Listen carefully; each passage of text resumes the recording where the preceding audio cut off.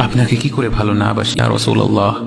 যখন আপনি আমাকে ভালোবেসেছেন সেই 1400 বছর আগে, যখন আপনি আমাকে মিস করতেন, আশা করতেন যেন আমার সাথে দেখা করতে পারেন, অথচ তখনও আমি জন্মই হইনি।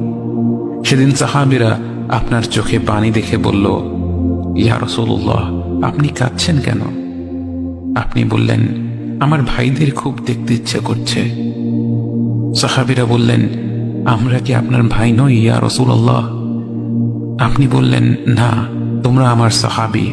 আমার ভাই হলো তারা যারা আমার পরে আসবে এবং আমাকে কখনো না দেখেও তারা আমাকে বিশ্বাস করবে। মৃত্যু শয্যায় শুয়ে আপনার অন্তরে এই চিন্তা ছিল যে আমাদের পরিণতি কি হবে। উম্মতি উম্মতি বলতে বলতে আপনি আপনার রবের নিকট ফিরে গিয়েছেন।